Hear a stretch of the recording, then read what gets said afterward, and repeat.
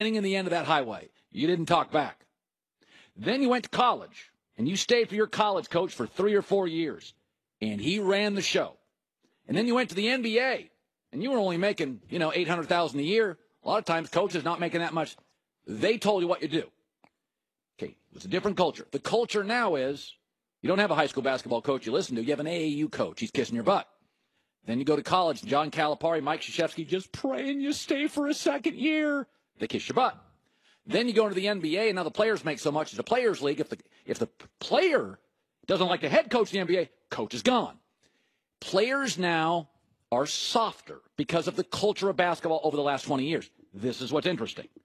James Harden, Kevin Durant, Klay Thompson, Hall of Fame players, all awful last night.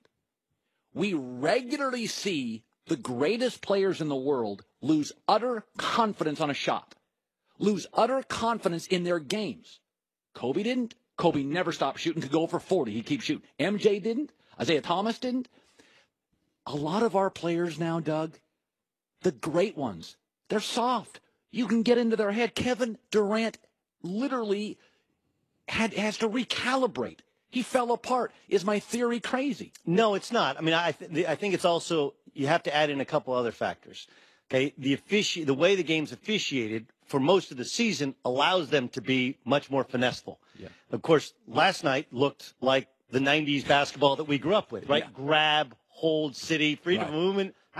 Let's just the toughest man wins. Yeah. And so they have a tough time adjusting to that mentally. Okay. I also think that players honestly are more worldly and more intelligent. These guys are really, really bright. Kevin Durant and LeBron James are super, super bright outside of the world of basketball. And it's one of the costs of intelligence is you think about things too much. Yeah, you overthink. You think that Joe Crispin beat me out to make the Lakers one year.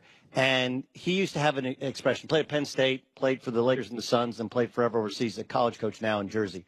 And he said, you think you stink. And it's true. If you think, you stink. And I think that's what you're getting at is these guys have, for their entire lives, everyone bows down and we make it easy for them.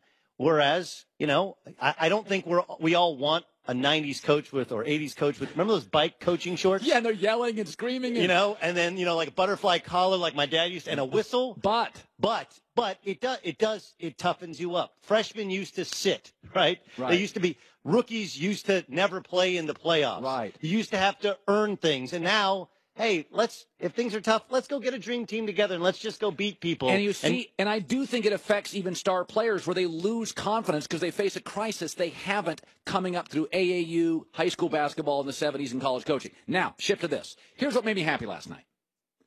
I love Chris Paul.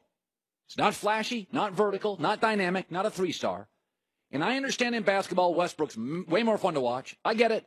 And I get John Wall is way faster and way more fun to watch.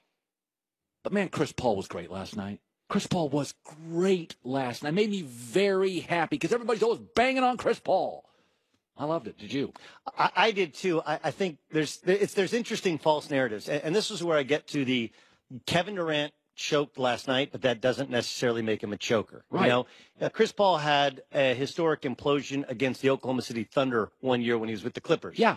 But he also had an incredible Game 7 against the Spurs 4 seasons ago, in which he hit the game winner and eliminated the Spurs from the playoffs. He also, last year, Game 6 on the road, they dominate. They beat the Utah Jazz in Salt Lake to force the Game 7. Now, they lost in Game 7, but the idea that he's a choker, that he could never get out of the second round in New Orleans, in Oklahoma City when the Hornets moved, or with the Clippers, is a false narrative. And last night it showed that when you give him the opportunity and you give him the space, even with the Warriors who they're longer than him, they sit on his right hand because he always wants to go right, he still found a way. He made some impossible shots, an impossible bowling pass where he throws it all the way across the court to Trevor Ariza. And I think he showed that it is a false narrative that he's been a choker. More times than not, I would prefer Chris Paul to be on my team and have the ball in his hands at the end of a game than the other way around. Yeah, and by the way, I get why people fall in love with John Wall and Westbrook. I get it.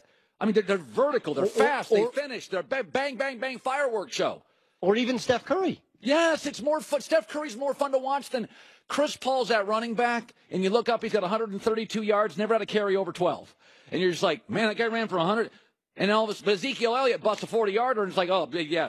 Todd Gurley gives you 5 yards of carry. He's not that flashy, but there's something to be said about a guy that you look up at the end of the game. The with Chris Paul on the floor and without Chris Paul on the floor. The numbers last night with James Harden, they basically, Houston said, we're taking the ball out of Harden's hands. We're putting it in Chris Paul's hands in the second half, and it was a different game. Now, I want to shift to this. Okay. We know, and I think LeBron knows, man, we don't match up with the Warriors. But I'm sitting there thinking last night, dang, 3 games left, 2 are in Houston.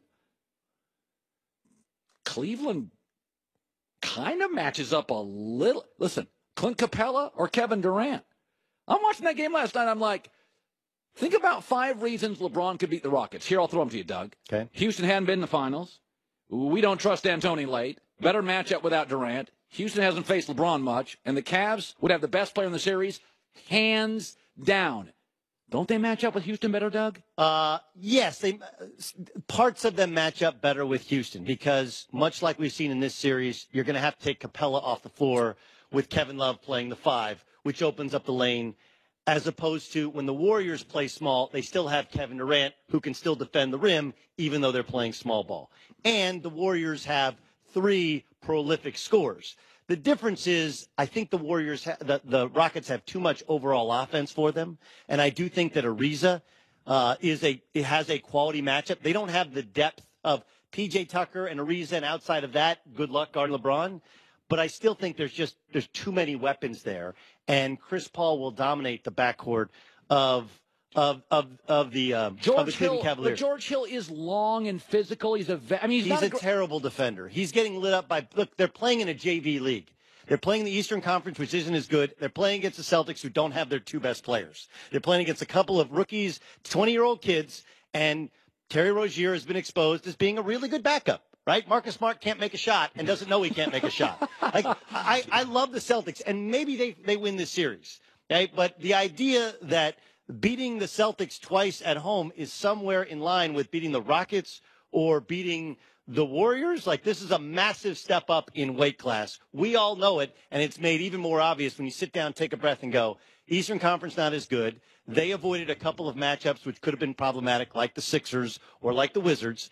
And they're playing against the Celtics, who don't have their 2 best players. Outside of that, it's exactly like playing in the Western Conference. Finally, Tom Brady, OTAs, skipping them. First time in his career. What do you make of it? I don't think in football, it doesn't matter football-wise. This is not going to affect the Patriots because they still are the best team in the AFC East. But if you want to tell me this is not a